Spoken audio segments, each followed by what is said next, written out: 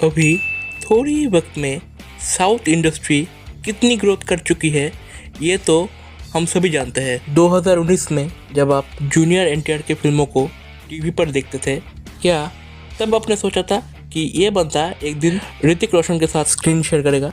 पर आज ये होने वाला है वार 2 में। इवन वार के पहले पार्ट में भी हमें ऐसा नहीं लगा इस फिल्म के सीक्वल में कोई साउथ का हीरो होगा।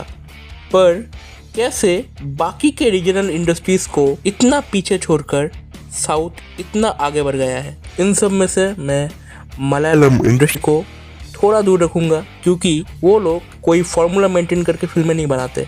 सच कहूँ तो मैंने उनके कुछ 80s के फिल्में देखे हैं, वो लोग वक्त से काफ़ी आगे हैं। आज मैं बात करूँगा सिर्फ तमिल, तेलुगु और कन्नाडा इंडस्ट्री को लेकर। तो पहले बात कर लेते हैं तेलुगु की। अगर आपने तेलुगु इंडस्ट्री को लेकर थोड़ा बहुत रिसर्च किया है तो शायद आपको पता होगा कि इस इंडस्ट्री का जो बैकबोन है वो इनकी लेगेसी है। आप किसी भी बड़े स्टार को उठाकर देख लो, ज़्यादातर किसी फिल्मी परिवार का हिस्सा होगा, जिससे इनके फैंस पीढ़ी दर पीढ़ी फॉरवर्ड होते रहते हैं। एग्जाम्पल कि आपके पिता चिरंजीवी के फ़ैन हैं और आप रामचरण के फ़ैन हैं, और फ्यूचर में जो आपका बच्चा होगा वो रामचरण के बच्चे का फ़ैन होगा, और ये जनरेशन टू जनरेशन ऐसे ही पास होता रहता है। फिर फिल्म बजट भले ही 500 करोड़ हो, पर ये लोग ज़्यादातर कोई गंदा शर्ट या फिर कोई सस्ती सी चप्पल पहन के चले आएंगे ट्रेलर लॉन्च इवेंट में, ताकि ये लोग अपने आप को मिडिल क्लास दिखा सके। कोई सेंस है इस बात की? और इनके फिल्मों का स्टोरी, स्क्रीन प्ले स्ट्रक्चर कुछ भी हो, पर फिल्म में वो लोग ज़बरदस्ती का कोई माइथोलॉजिकल एंगल घुसा देंगे, यानी रेफरेंस ले लेंगे। संतरे और नाभि के छेद से ये लोग आज भी ऑब्सेस्ड है। हाँ, आपने सही सुना, 2024 में भी। अब बात कर लेते हैं तमिल इंडस्ट्री के बारे में।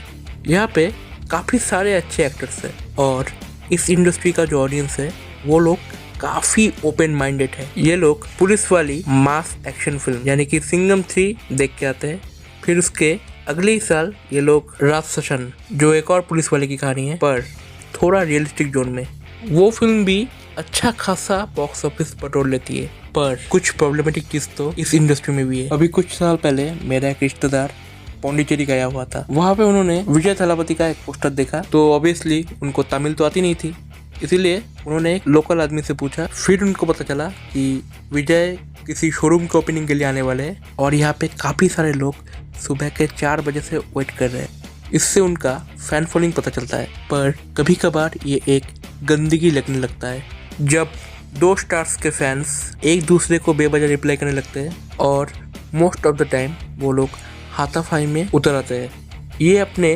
स्टार्स के प्रति कोई हेल्दी वर्शिप तो नहीं है। कई बार ये तमिल के प्रोड्यूसर फिल्म के बजट को बढ़ा चढ़ा के दिखाते हैं। बॉक्स ऑफिस मैनिपुलेशन हर इंडस्ट्री में कॉमन होता है, बट यहाँ बेफालतू का हाइप क्रिएट करने के चक्कर में बजट गलत बताया जाता है। तमिल इंडस्ट्री में ज़्यादातर नॉर्थ इंडियन हीरोइंस को प्रेफर किया जाता है।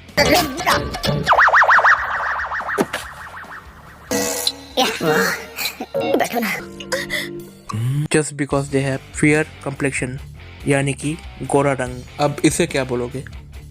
तमिल के ये सब so called stars local brands के लिए एडवर्टाइजमेंट करते रहते हैं, जिससे बिजनेसमैन को फायदा होता है, और वो बिजनेसमैन इन स्टार्स के फिल्मों में करोड़ों इन्वेस्ट करते हैं। अब आखिर में हम बात करेंगे कन्नाडा इंडस्ट्री की। ये वो इंडस्ट्री है जिसने बहुत वक्त तक सिर्फ और सिर्फ रीमेक्स में फोकस किया था।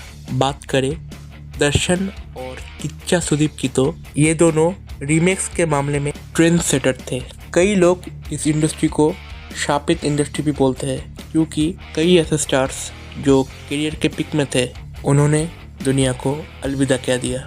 खैर, इस टॉपिक पे तो हम एक अलग ही वीडियो बना सकते हैं। पोस्ट KGF इस इंडस्ट्री को एक अलग पहचान मिली, फिर तो एक के बाद एक 777 चार्ली, कांतारा, और अभी लेटेस्ट सलार, जिसमें कोई कन्नड़ा स्टार तो नहीं था, फिर भी टेक्निकली ये एक कन्नड़ा फिल्म थी।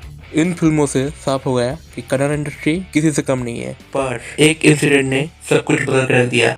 9 जून 2024 को पुलिस बेंगलुरु के एक फ्लाईओवर से एक लाश बरामद करती है। छानबीन करने पर पता चलता है कि मरे हुए व्यक्ति का नाम रेणुका स्वामी था, जिसको मारने वाला कोई और नहीं बल्कि उसी का फेवरेट स्टार दर्शन था।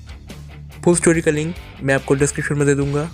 आज तक साउथ के स्टार्स सिर्फ और सिर्फ अपने फैंस के दम पे उछल रहे थे, पर आजकल रजनीकांत को भी एक हिट देने के लिए नेल्सन और लोकेश कनगराज जैसे न्यू एज डायरेक्टर्स के साथ काम करना पड़ रहा है। ऑडियंस ने समझा दिया है कि कंटेंट इज किंग। अगर इस सीरीज का एपिसोड 1 आपने नहीं देखा तो डिस्क्रिप्शन में लिंक है, आप चाहो तो देख सकते हो। इस सीरीज का अगला एपिसोड होगा रियलिटी ऑफ नेपोटिज्म को लेकर।